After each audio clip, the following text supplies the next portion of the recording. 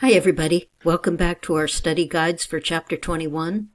In the prior videos, we began our calculations of cash inflows and cash outflows that will be needed in order to prepare the operating activities section of the Statement of Cash Flows for Success Systems for the year ended December 31st, 20X2.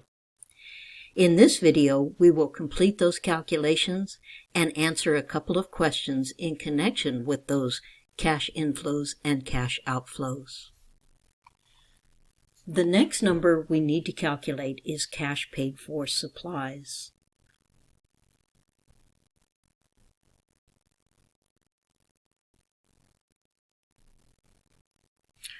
So cash paid for supplies includes the change in the supplies account. Supplies is an asset on the balance sheet. You will also need the accrual basis supplies expense. And remember that throughout the year, whenever we recorded supplies expense, we debited the expense, supplies expense, and credited the asset supplies. So the accrual basis supplies expense on the supplies asset T account will be shown as a credit because that's this half of the journal entry. So I'll let you look at the balance sheet and I will let you calculate cash paid for supplies. When you finish, start the video again to check your work. Did you calculate cash paid for supplies to be $2,730? Start out with a beginning balance of supplies, $580. We, throughout the year, credited the account for the amount of supplies expense of $1,305. The ending balance in the account is $2,005, so to get the T account to balance, we had to debit the account $2,730. You can and you should check the numbers by running the numbers forward.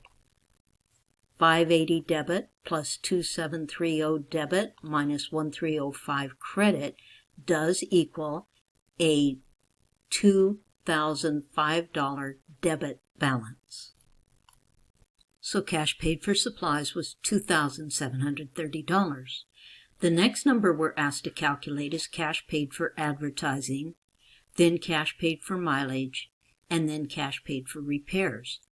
Let's do advertising together, then I'll turn you loose to finish up the cash paid for mileage and repairs calculations. Cash paid for advertising would include the change in any balance sheet account affecting the advertising expense. Those accounts could be prepaid advertising or advertising payable.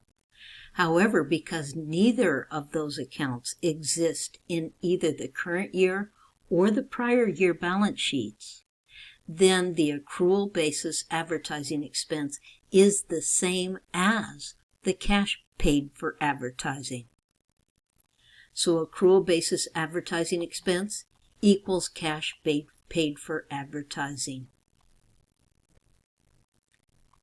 No asset account and no liability account relates to advertising, as I said a moment ago.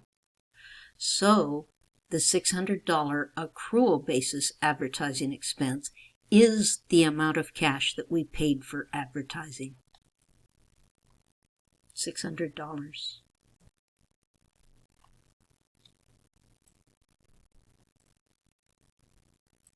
So cash paid for advertising is $600. Okay, why don't you go ahead and calculate cash paid for mileage and cash paid for repairs.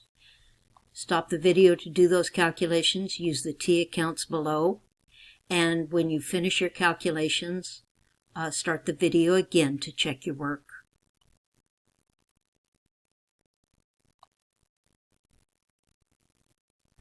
Okay, so it turns out we don't need T accounts.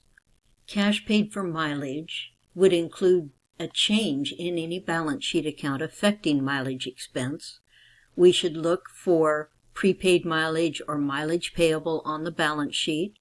And because neither of those accounts exist in either the current year or the prior year balance sheet, then accrual basis mileage expense is the same as cash paid for mileage. Therefore, cash paid for mileage was $320. And the same thing for cash paid for repairs. The accrual basis repairs expense was $960. There was nothing on the balance sheet relating to repairs. There was no prepaid repairs. There was no repairs payable.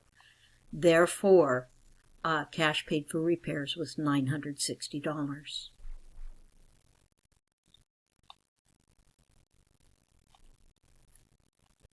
So now we have calculated all of the cash inflows and outflows that we're going to need when we prepare the operating section of the Success Systems Statement of Cash Flows prepared under the direct method.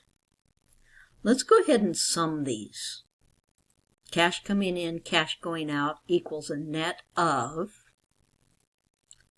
515 negative. So let me ask you a couple questions. Was net cash provided by operating activities? Yes or no? And the answer is no. And the reason is that more cash was used by operating activities than was provided for operating activities. Therefore, was net cash used by operating activities? And obviously the answer is yes. And the amount is $515 negative. Well, that's all for this video. When we come back, we're going to use the numbers that we calculated as cash inflows and cash outflows to prepare a statement of cash flows under the direct method for Success Systems. See you in a few minutes.